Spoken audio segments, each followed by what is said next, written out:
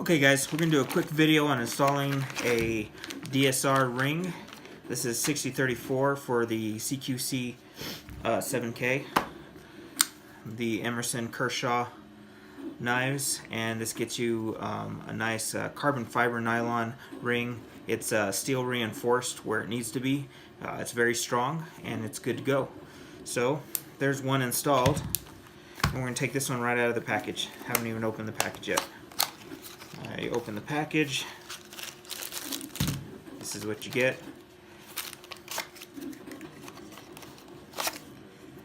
Box, materials, warranty, whatever. This little set of screws, don't lose it. Since the liner lock here, or the frame lock on this side is actually thinner than the G10 with the steel liner on the other side is going to be a little bit thicker. These longer screws are for when you put this clip on the other side. So pretty straightforward. That's what those screws are. Don't lose them if you want to put it on the other side. This is what I found to work actually pretty much the best. Is these little Husky screwdriver sets. You've got your flat and your Phillips, and they seem to work actually pretty well. Sometimes these screws are going to be pretty tight. They have Loctite of their own, medium Loctite, and sometimes they're on there pretty hard. Sometimes they won't actually come out of this side, so you'll have to pull them on the other side. But generally I will pull them off of the G10 side. So we just start by removing the screws. It's good to be able to put some good pressure on it to make sure that you don't strip those out. You strip them out, it's a lot of problems.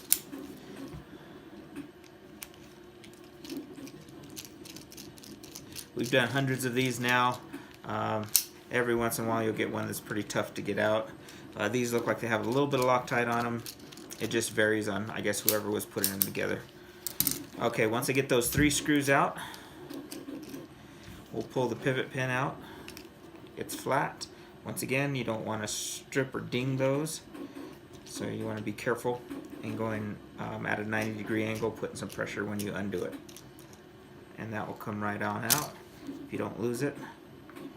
It's great to have a little tray, maybe a magnetic tray, works really well. So from here, you're going to split the 2 sides. Usually comes right out. What I'll do is I'll remove the blade, and there's 2 nylon washers here. Sometimes the blades come right out, sometimes they need a little bit of help, sometimes they're a little gritty in there. You're talking, a $40 knife. It's still a good blade, just don't expect precision a lot of time done with that. So that's a pivot pin there, screw, 2 washers, and then this is a little piece right here, is the blade stop. You don't want to lose it. It actually slips right out, so you want to be careful not to lose that. Okay, and this is the piece we're going to remove. Usually you can pull it right off. If you can't, sometimes I'll have to take X-Acto blade or a box cutter blade and get it inside there and start it pulling up, and then I'll use a flathead screwdriver to push it out the rest of the way.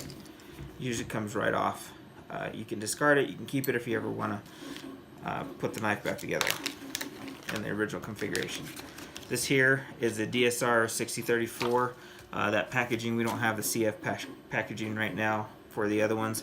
This is the original aluminum, and we are actually going to install the carbon fiber and not the aluminum one. This one's really great. I designed it specifically for people using gloves, and it's a bigger ring. It's actually inner diameter of 1.1 inches. On this one we went a little bit smaller to the standard of 1 inch. People seem to like it depending on what they're doing. So there's this one here. It's also it's thicker, and but this one is plenty strong. You can't break it. If you do happen to break it, we'll replace it. Okay, so right there, straightforward, plain and simple. You're gonna press this right in, and there you go. It's just replace the old one. I'm going to take our pivot pin, put it back in, or not our blade stop, Now on this particular model, the 6034, it does have a flat side, so it has to index to get that pin in there. Then you're going to drop a nylon washer.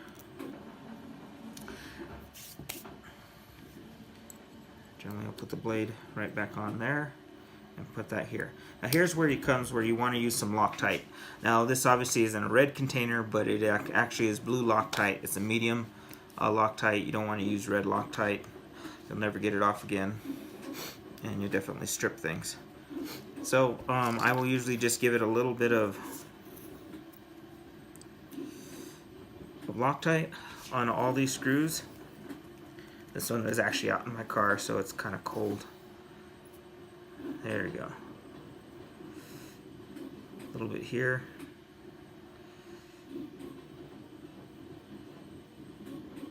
And that's plenty.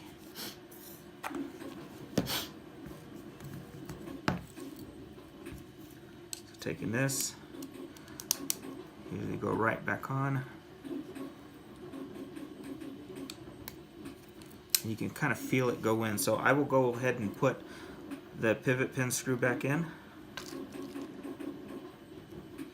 And what I will actually do is once I get this in there, I'll actually snug it up. And we'll back that out a little bit later, but I'm going to snug it up all the way. Nice and snug, not too tight, don't want to strip it, but the blade's going to be kind of tight for now. Okay, as you can see, everything's seated where it's supposed to be. And then I'll go back to the Phillips. It's a little magnetic. I don't know if they meant it to be, but it does help when you're messing with these small screws. So I'll just get those in there, and then I'll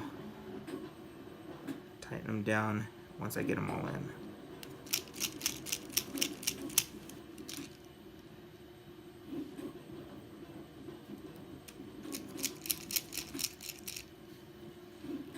Okay, from here, I'm actually putting pressure this way and holding my hand back here. I found that that's going to be the best way to get those nice and snug. You want to be careful once again not to strip them.